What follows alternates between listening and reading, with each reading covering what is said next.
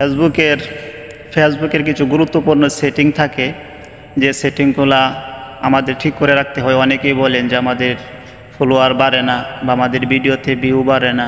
তো এরকম ধরনের কিন্তু অনেকেই অনেক ধরনের প্রশ্ন করে থাকেন আপনারা, যে আমার ভিউ বাড়তেছে না বা আমার ফলোয়ার বাড়তেছে না। অনেকে বলে আমার ফলোয়ার বাড়ে না, বা অনেকেই বলে থাকেন যে আমার ভিডিওর ভিউ বাড়ে না বা আমার পেজের রিচ এঙ্গেজমেন্ট বাড়ে না। তো এইগুলো কিন্তু আমরা, যে আমাদের মোবাইলে থাকা কিছু সেটিং আছে, এই সেটিংগুলি যখন আমরা ঠিক করে না রাখি তখনই কিন্তু আমাদের এই প্রবলেমে পড়তে হয়, বা আমাদের ফলোয়ার বাড়ে না বা আমাদের রিচ এঙ্গেজমেন্টগুলো বাড়ে না বা ডাউন হইতে থাকে দিন দিন। আমরা যত কোয়ালিটি সম্পন্ন ভিডিও ছাড়ি না কেন, দেখা যায় কিছুদিন পর আবার ডাউন হয়ে যায় এবং ফলোয়ার বাড়ে না। তো এই সম্পর্কিত সে সম্পর্কে আমি একটা স্ক্রিন শেয়ারের মাধ্যমে আমি আপনাদেরকে দেখাবো, যে সম্পূর্ণ ভিডিওটা আপনারা ধৈর্য সহকারে দেখবেন। যদি আপনি ধৈর্য সহকারে দেখতে পারেন তাহলে আপনি অনেক কিছু শিখতে পারবেন এখান থেকে। তো আশা করি এই ভিডিওটা দেখার পর আপনার পেজের রিচও কমবে না এবং আপনার পেজের ফলোয়ারও বাড়বে ইনশাল্লাহ।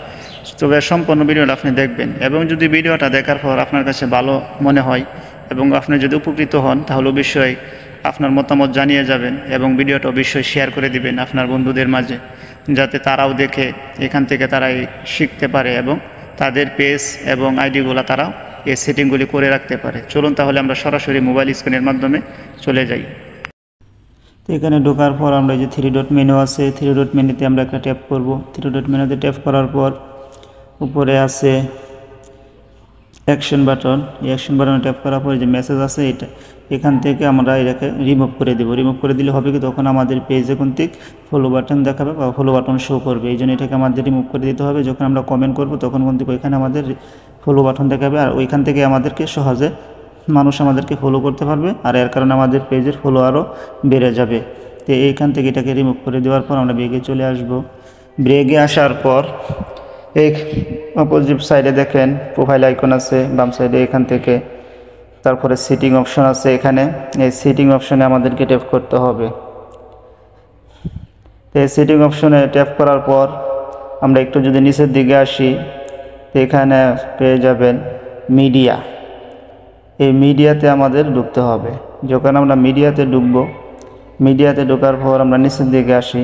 নিচের দিকে আসার পর যেখানে আছে ভিডিও স্টার্ট উইথ সাউন্ড, এটাকে অফ করে রাখতে হবে, কারণ এটাকে অফ করে না রাখলে তখন কিন্তু আমাদের পেজের রিচটা ডাউন হয়ে যাবে। এই জন্য এটাকে অফ করে রাখতে হবে। তারপরে আছে এখানে দেখেন নিচে push short video S reel, এখান থেকে অ্যালাউইস এটাকে অন করে দিতে হবে। এবং এর উপরে আছে দেখেন অটো প্লের মধ্যে আছে 3টা অপশন।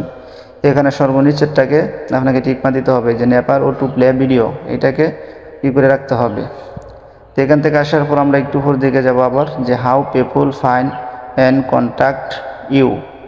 তো এটার ভিতরে আমরা ঢুকবো। এখানে যদি আমাদের 3টা সেটিংয়ে এরকমভাবে অন করা থাকে তাহলে আমরা ঠিক আছে, আর যদি ওয়ান না থাকে তাহলে আমাদেরকে ওয়ান করে দিতে হবে। এই 3টা সেটিং কিন্তু ওয়ান করে দিতে হবে, এনেবল করে দিতে হবে। এরপরে এখান থেকে আমরা ব্রেকে চলে আসবো এবং যাব পুস্টে। পুস্টে যাওয়ার পর